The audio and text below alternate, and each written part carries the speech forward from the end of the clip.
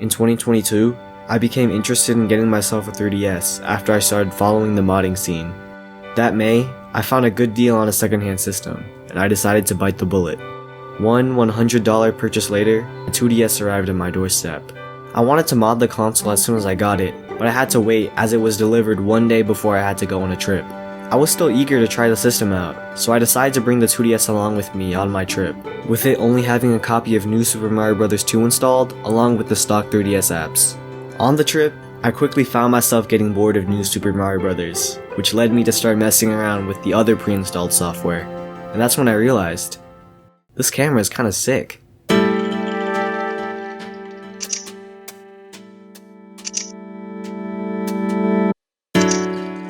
It's been a few years since then, and I've now taken thousands more 3DS photos.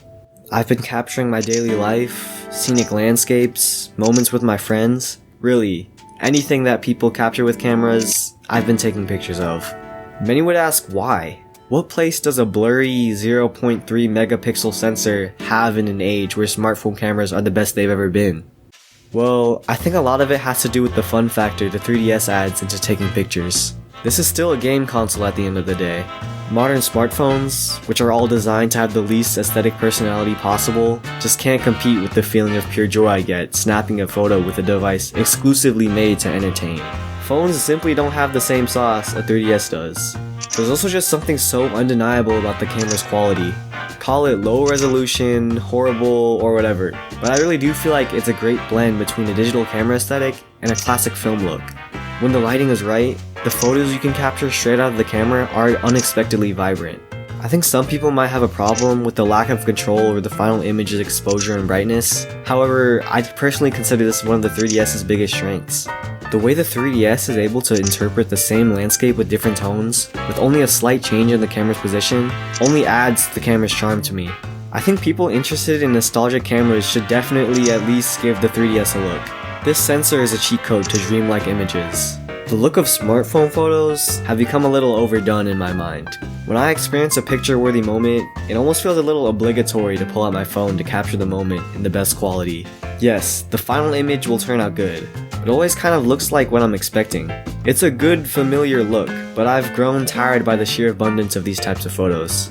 In contrast, I think 3DS images have such a special personality, and it's always exciting to capture beautiful scenes in this unique lens. The one thing I've had to get over during this whole time is the sheer amount of attention I draw to myself using this thing. If someone I don't know sees me pull out my 3DS, it's guaranteed they'll have some questions. It doesn't help that every picture taken is accompanied by a mandatory shutter sound that can't be disabled. Honestly though, as tiring as it might be having to explain myself every time I pull my camera out, I found this attention to be a hidden highlight at times. Whenever someone asks, I'm just happy to share my passion for the 3DS's camera and introduce it to them. If you're interested, the 3DS photography community on Reddit has been gaining traction lately. It's been fun seeing more people discover the hobby and upload their own images. There's also this whole Wigglegram thing that people are able to do with the 3D images, which I'm not even going to pretend I understand how to do. But it looks cool. A friend of mine recently introduced me to this 3DS game where you can add all these crazy types of effects to your pictures. It's been 3 years since I took my first 3DS photo, and I'm still discovering new ways to have fun with it. I think it's safe to say this 2DS will be my main camera for the foreseeable future. I hope this video has inspired some of you to pick up an old 3DS you have lying around. Go out and make some memories.